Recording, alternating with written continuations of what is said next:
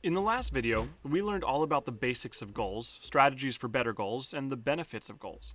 However, despite all these perks of having a goal, people often report not achieving them.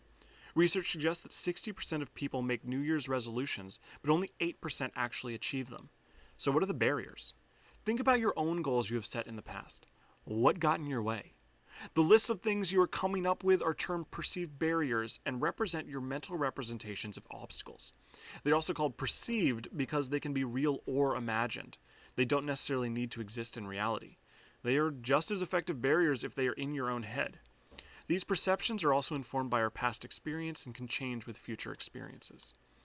Common examples of perceived barriers include not having enough time, feeling overly stressed by the goal or fatigued by the effort, personal limitations such as an illness or physical capacity, pressure from external factors that distract us or inhibit the goal, social relationships that may not implicitly or explicitly support the goal, lack of intrinsic motivation to achieve the goal, or even setting poor goals in the first place.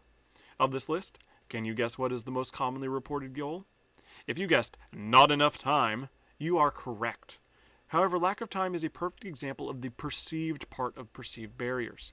Research suggests that issues of time are less about availability and more about mismanagement and prioritization. That is, we have the time, but we often use it on things we don't need to do or don't really care about. Think about all the time you spend on perusing social media, often looking at people we will never meet, rather than using that time to study for a good grade or actually socializing to build relationships. The time is there, but we aren't using it right. To understand the issue, we need to explore the idea of motivation. Whether you're trying to lose 20 pounds, get that promotion at work, or quit smoking, sticking to your goal isn't an easy task. After all, 45% of people drop their New Year's resolutions after a month. So why is it so difficult to keep motivated, and how can science help us achieve what we're after? In one MIT study, students were given two types of tasks. In the first, they had to hit two keys on a keyboard as many times as possible in 4 minutes, and those that did it the fastest would receive money. For some, the reward was $300, while for others, only $30. Interestingly, performance was 95% greater in the high $300 group, highlighting how money can be a motivator. But in the second task, the same students were asked to solve a more complex math problem, and this time, those offered the high reward performed 32% slower than the small reward group. This is known as the distraction effect. When we're given a task that requires problem solving, economic or emotional pressure can cause the focus to shift to the motivator, ultimately dividing your attention and reducing performance. When we look inside the brains of individuals, fMRI scans reveal that people who complete a challenge for fun and people who do it for a reward show similar activity throughout the brain. But interestingly, if those offered a reward the first time are asked to participate again for no reward, scans show a decrease in activity in the anterior striatum and prefrontal areas, parts of the brain linked to self-motivation. It seems that rewards may cancel out our natural sense of play. So how does this apply to you? Well, it turns out that play is the strongest motivator for sustained behavioral changes. It makes sense that we stick with enjoyable activities, but considering 67% of gym memberships go unused, it seems most of us are picking the wrong activities to achieve our goals. You might burn the most calories on a treadmill, but not if you stopped going after 2 weeks. Pick something you actually like doing. Your goal itself also matters. A study investigating reasons for exercise found that those focused on weight loss spent 32% less time exercising than those who said they want to feel better in day-to-day life. And while it's always good to have a positive attitude, optimism may not always be the best strategy. In a study of 210 females trying to quit smoking, participants who only imagined major success with few obstacles were less likely to reduce cigarette consumption. Positive thoughts can often trick your brain into thinking you've already achieved the goal, giving you a sense of reward and reducing motivation. But this doesn't mean negative thoughts are good. Imagining a goal coming true and then thinking through the obstacles that stand in your way is the best mixed approach. This is known as mental contrasting. Finally, try and avoid the what the hell effect. This behavior was first addressed when researchers gave dieters varying sizes of milkshakes, from small to large, and then offered them ice cream afterwards. It turns out those who had large milkshakes also ended up eating more ice cream because, what the hell, I've already ruined my diet, I might as well go all out. Anticipating that you will have some bumps along the road to success, whether it be a fitness goal, quitting smoking, or work aspirations, will bring you closer to making your goals a reality. This video highlights a few important concepts, some of which we've seen before.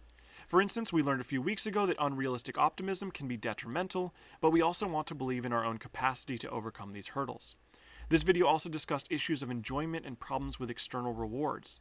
Though not explicitly stated in the video, this research is referring to studies of intrinsic and extrinsic motivation. Extrinsic motivation refers to our following through on goals in order to gain some form of external reward or justification, or even to avoid some sort of punishment. We want to win the trophy, get recognized by our peers, or avoid reprimand from our coach.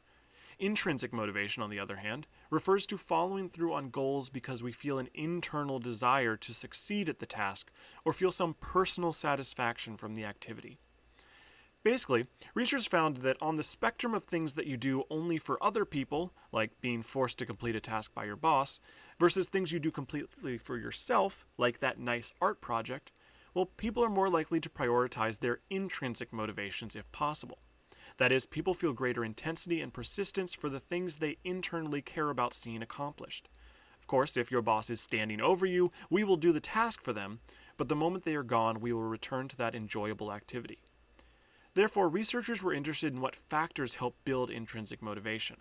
This led to the self-determination theory, which proposes that humans are more likely to pursue behaviors and goals that satisfy three basic human needs: autonomy, competence, and relatedness. Autonomy refers to our feeling that the behavior is self-endorsed, that we are choosing to do the activity. You can decide the timing, the location, the purpose, it's all on you. If we feel we have autonomy regarding the behavior, then we are more likely to engage in that activity. For instance, regarding going to the gym, a person is more likely to feel motivated to go to the gym if they feel power to choose when they go, and they have a self-image that involves caring about physical health.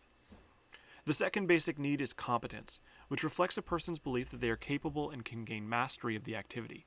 You don't have to be perfect at the behavior already, but you should have a belief that you are able to step up to the plate and can understand what you are doing. In the example of exercise, we are more likely to go to the gym if we also feel we understand how to use the equipment and if we can actually witness ourselves improving physically. The third need is relatedness, referring to the feeling that others are able to share your experience and support you in the endeavor.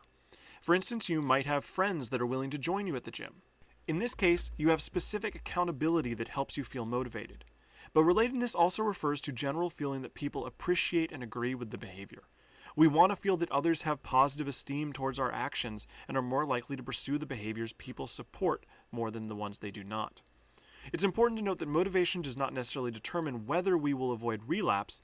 It only indicates what behaviors we are more likely to prioritize, all other things being equal.